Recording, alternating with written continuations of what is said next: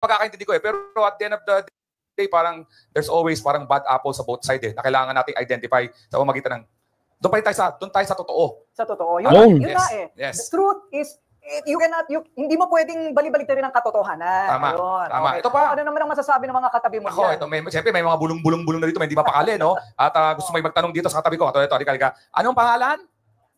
Yes. Ako si Brian Basa, reporter. Sandali, Brian ba talaga o baka naman Byron? Brian talaga. Ako yung Brian talaga. At least na-fact check natin to ha, bago natuto na tayo. Brian, anong katanungan mo? Yan, para sa ating mga Ginoo mula sa mainstream media. Kasi syempre hindi na lang tayo nagbabalita ngayon, kahit yung mga vlogger, influencer, nag-uulat na rin sa kanilang mga online page. Kaya dapat bang i-regulate ang content ng mga influencer na may lamang balita? Yun na. Maaari pong sumagot kahit sino po. Mabigat ang kanyang tanong. Self-regulation, oo. Government regulation, hindi. Kaya nga itong mga Quadcom hearing, Tricom hearing na to, na may patungkol sa pag-imbestiga sa fake news, ang tunguhin natin dapat nito ay tingnan paano mapapalakas yung self-regulation, hindi yung legal regulatory framework that would further control the media. Ngayon, internally, sa usapin ng gatekeeping, nasa desisyon na yan ng news media organization kung pipiliin ba nila na i-regulate internally yung personal social media account ng reporter, pero kadalasan hindi naman nangyayari po yun. Yan. Okay ba sa iyo ang sagot, Brian? Kasi pag di okay, pupunta ka sa kabilang side para So panig naman ng mga influencer. Yan, sa influencer, baka may sagot kayo sa tanong ni Brian. Ginong dum-dum. Well, actually, ang gusto kong sabihin talaga ay una, may kinalaman dito sa sinabi ni Sir Verhel, no? Una, kasi parang ayaw niya talaga kay Lee Kuan Yew. Kasi diktador daw. Sabi niya diktador. Ngayon kasi mahigpit daw sa sa pamamahayag mahigpit sa freedom of expression daw. Ngayon, ang nangyayari, ang social media ay talagang malayang-malaya ang mga tao. So nagkaroon na nga ng tinatawag nating freedom. Bakit ayaw niya? Akala ko ba yun ang gusto niya, di ba? Parang may problema yata. Contradiction. Okay. Ginong Araw. The contradiction will only be apparent kung walang gatekeeping sa media. Or to be more particular, sa tinatawag na legacy media. Ang gusto sana natin for social media platforms to exercise responsible gatekeeping para kahit papano may semblance of process or system na binabanggit nga ng kasama kong si Ginoong Verhel Santos. Kasi pag malayang-malaya, ayaw natin ng isang anarchic setup. Pero yung kalayaan naman sa pamamahayag, dapat pinaglalaban yan, bagamat may kaakibat na responsibilidad. Salamat. Hindi ko maintindihan sinasabi ni Sir na parang malayang-malaya ang social media. Meron ho tayong batas. Paano maintindihan? May utak ka ba? Kahit anong sabihin mo, maiintindihan mo ba yun? Hindi malamang. Na pumupulis ho talaga sa bawat social media post. So bakit masasabi nating malayang-malaya na magsinungaling ang mga social media? Kung meron naman din tayong batas na sapat na sa tingin ko, sinasabi ni Sir na regulation, sa tingin ko sapat na po ang batas natin para ma-regulate ang lahat ng tao. Sa katunayan, hindi nga po pwedeng gumawa ng batas na laban sa freedom of speech, nasa Bill of Rights natin po yun. Okay. Siguro wala naman sa ating mga panelists. Eto na guys. Mga kabsat, ito na yung pinakaabang natin. Panelists. Attorney Claire Castro versus Banat Pike aka Koke. Pakinggan natin anong klase mangyayari dito, kung paano siya masusunog dito. Sige, hanggang dito yung napanood ko guys. Hanggang dito yun. So, tuloy na natin to. Ginoong Martin Andanar ay narito. Meron po ba kayong opinion o tanong? Maraming salamat. Ate Corinne, magandang gabi po sa inyo lahat.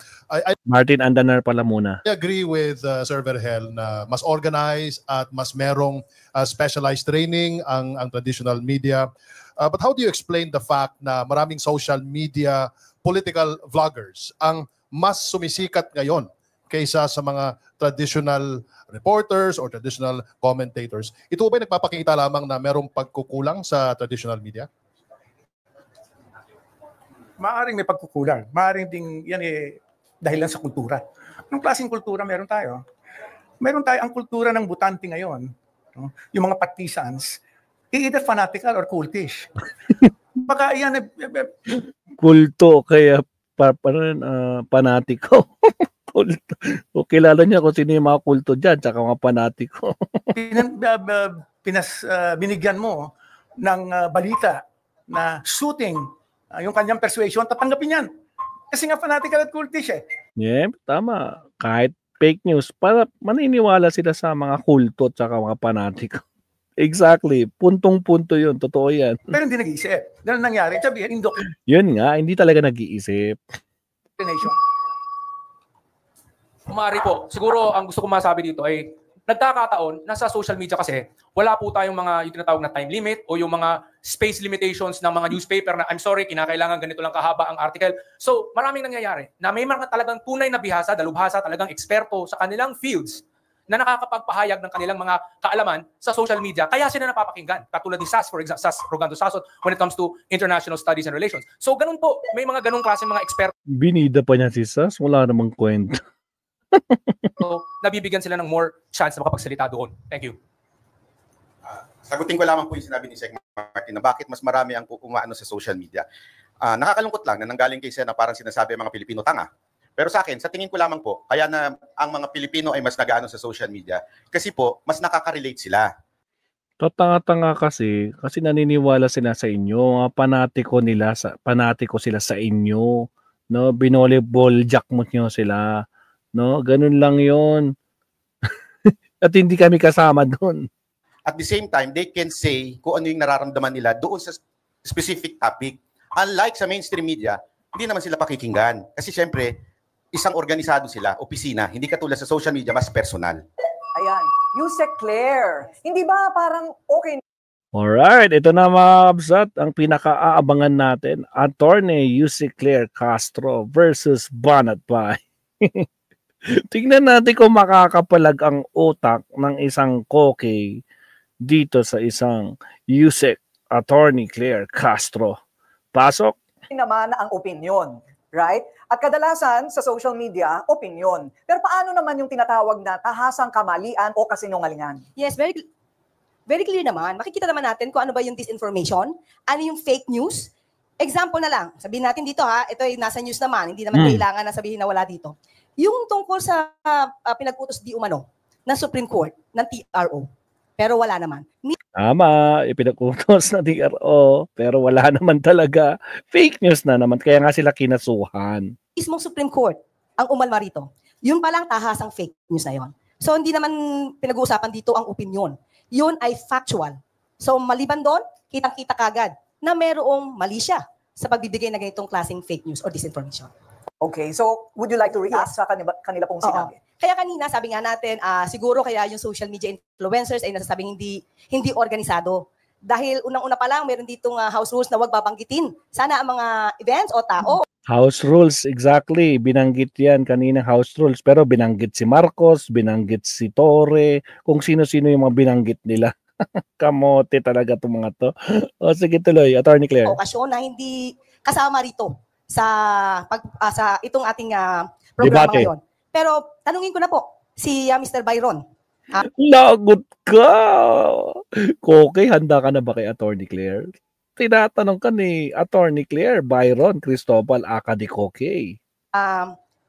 You live to your name. You live up to your name. Banat. So when you said na walang utos galing sa taas. Okay? Paano mo? O hindi.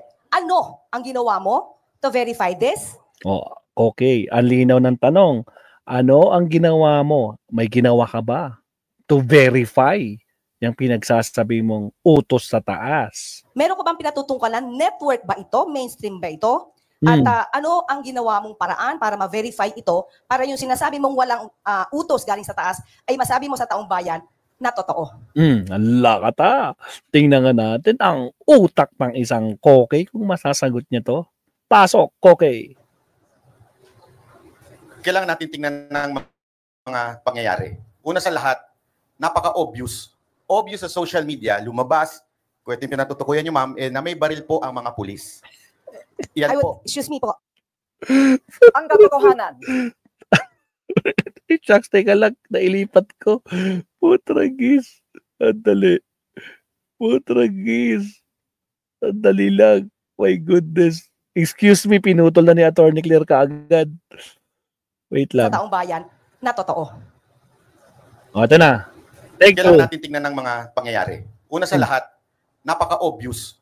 Obvious sa social media, lumabas, kung ito yung pinatutukuyan nyo ma'am, na may baril. Hindi niya sinasagot yung tanong, ano ang ginawa mo to verify na utos yan sa taas? Meron ka bang ginawang paraan to verify na utos ba talaga sa taas na sinasabi mong factual yan? Di ba? Baril po ang mga pulis. Yan po. Excuse me po, I would like to cut Mr. Byron. Pinutol niya. Yan kasi, ang galing-galing mo gumawa ng kwento, o, di ba?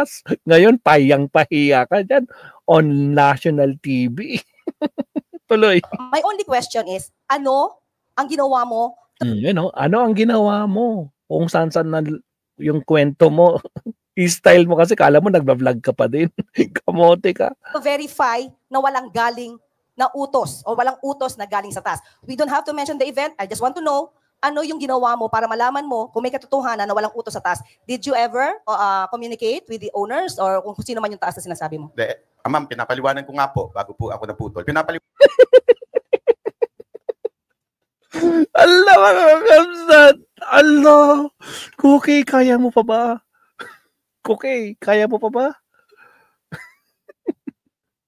Si Attorney Claire lang yan, di ba? Kung paano mo banatan si Attorney Claire. Ngayon, harap-harapan kayo. Ano ka ngayon? Oh, bakit hindi mo masagot ng diretsuhan yung tanong niya? Tragis to. My goodness. O sige, tuloy. Okay, pasok.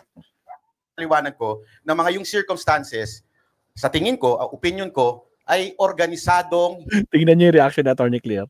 Gumanon na siya. Oh. Sa tingin ko, sa opinion ko, putragis. Fact ang pinag-uusapan. Factual. Hindi opinion. Bobo! Sunog na sunog ka. Kinagtatawanan ka na ni Attorney. Oh. Hindi po pinalabas sa mainstream media yung reaksyon na sandali, may mali ata doon sa sinabi ng ating Pangulo. So it's... Dito niyo makikita kung ano ang level ng utak ni Koke kapag hinarap na sa isang Attorney Claire. Masyado siyang mayabang pag nagla-vlog to si Koke Mabsat, no? Kung paano niya banatan itong mga administrasyon. Ngayon kaharap niya si Attorney Claire. Putragis, hindi niya masagot ng diretsuhan ng tama, ng factual. Tapos sasabihin niya ngayon, opinion. Attorney Claire, ikaw nga bahalang sumagot dyan. Sa mainstream media, yung reaksyon na sandali, may mali ata doon sa sinabi ng ating Pangulo. So it's only your opinion. So you do not have any proof. Wala kang ka-proof, opinion mo lang. Haka-haka mo lang. To prove na walang utos galing sa taas kasi yun yung sinabi mo and you're making it factual. So Attorney Claire, naawa ka naman kay Koke. Tingnan niyo, napapaiyak na siya. Babaiyak. Sunog na sunog si Koke dito, guys. Round 2. Kanina sunog siya kay Professor Santos. Ngayon, sunog na sunog siya kay Attorney Claire. Strike 2. Putra. Hanggang dito yung napanood ko, guys. Hanggang dito lang. Hindi ko na alam kung ano yung susunod dito. So, sabay-sabay na natin mapapanood. As of the moment, it's just your opinion, correct? Ma'am, wala po ako sinabi na factual. Paulit-ulit ko po sinasabi na it is my opinion. No, kanina po sinabi niyo po kanina na meron kayong nakausap at sinabi na hindi yan na ilabas dahil ang sabi, walang utos galing sa taas. So is that your opinion? Ma'am, wala po ako sinabing may nakausap ako. Oh, so in other words, is that your opinion? Yes, ma'am. So this is not factual. Yes, so you cannot prove itong statement mo na walang utos galing sa taas. Yes, ma'am. Ang sinasabi ko... Oh, yes, ma'am. Wala. So you cannot prove it na walang utos sa taas. Yes, ma'am. Kita nyo, umamin din ang bobo. Kita nyo na, guys, kung gaano ka bobo. Kawalang utak. Itong si Koke, mga kamsat. Kita nyo. National TV yan. Debate. Putragis, sunog na sunog ka naman, Koke. Nakakaawa ka. O sige, tuloy. Sige, Attorney Claire, relax lang. Relax. Maawa ka kay Koke. Kung nga po ay paulit-ulit, kanina pa po, ay opinion po lamang ito.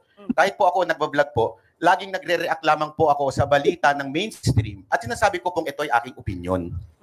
Sa periodismo, hindi po pwedeng sabihin opinion lamang. Maraming magagalit ng mga editorial writer at saka mga kolumnista kasi ang opinion ay batay po sa empirical na datos. Hindi papasa sa thesis defense ang estudyante na magsasabi na ito ay opinion ko lamang, galangin po ninyo yung opinion ko. Tama.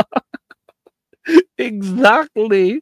Nako, sinabon ka na naman ni Professor Araw. Okay, kaya mo pa ba? My God. double kill, triple kill. Ano mga kapsat, tutuloy pa ba natin to? Shout out sa ating 400 viewers mga kapsat. Shout out mo. Good morning sa mga hindi pa nagla-like and subscribe. Like and subscribe naman dyan mga kapsat. Baka naman. No? Like and subscribe po tayo. Ngayon lang ako nag-livestream ng ganitong oras. Marami pala nanonood sa ganitong oras. No? Medyo may... Actually guys, sa totoo lang, kaya ako nakapag-livestream kasi wala akong inaalalang klase. Kasi sem break namin. Di ba naalala nyo nung last nag-livestream ako. Busy ako sa kaka-check ng kaka-compute ng final grades. Ngayon, sem break namin. So may 1 week ako na kaya ko makipagpuyatan kahit anong oras. Wala akong iniisip na trabaho for the next day. Kaya okay lang. And this is my first time. So may mga tao din pala no, na may mga loyal kay maestro na pumapasok. O siya mga kapsat. Baka naman. Like muna mga kapsat, no? Like and subscribe po mga kapsat. At syempre, shout out sa ating mga new subscriber. Welcome po kayo sa bahay ni Maestro. Ilan na yung like natin? 177. Baka naman kayang gawing 200 yan. 400 viewers tayo mga kapsat, no? Baka naman. O, gawin yung kalahati. O, sa mga di pa nagla-like dyan, like naman kayo dyan mga kapsat. Wala pong bayad yan. Alright? Sige tuloy. Okay ka pa ba dyan?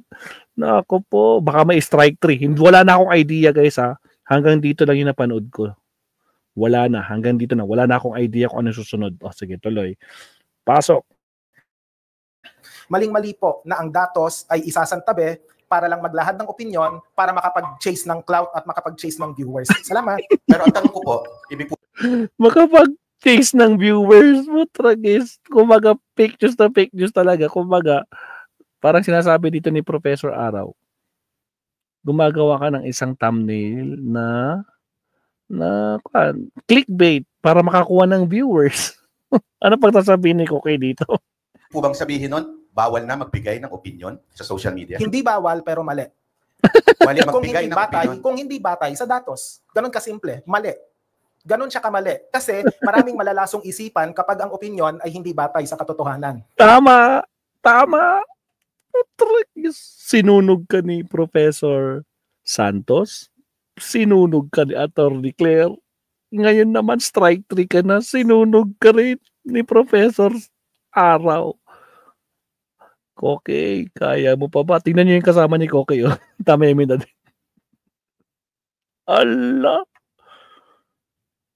My goodness. Strike 3 na si Koke, mga kabsat. Sunog na sunog. Oh my God. Hindi bawal, mali. Salamat. Okay, Professor Dennis